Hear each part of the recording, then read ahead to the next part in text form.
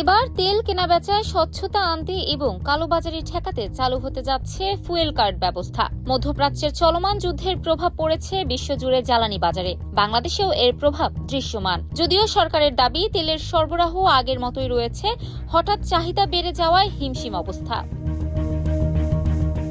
জ্বালানি প্রতিমন্ত্রী জানিয়েছেন, আগে যে তেল বিক্রি হতে 1 থেকে 1.5 দিন লাগত, এখন তা 2 ঘন্টার মধ্যে শেষ হয়ে যাচ্ছে।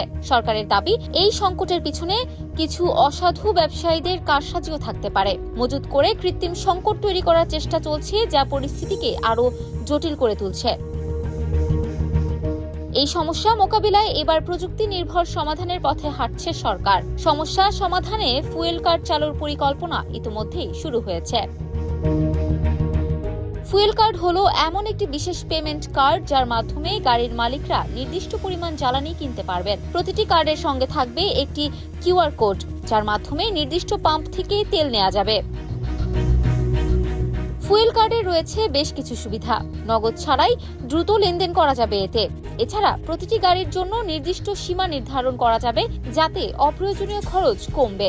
কার্ড নির্দিষ্ট গাড়ি বা চালকের সঙ্গে যুক্ত থাকবে, এতে কমবে অপব্যবহার। রসিদের ঝামেলা কমে যাবে, ফলে সহজ হবে হিসাব ব্যবস্থাপনা। মোটরসাইকেল থেকে শুরু করে প্রাইভেট কার, বাস, ট্রাক সব ধরনের যানবাহন এই কার্ডের আওতায় আসবে।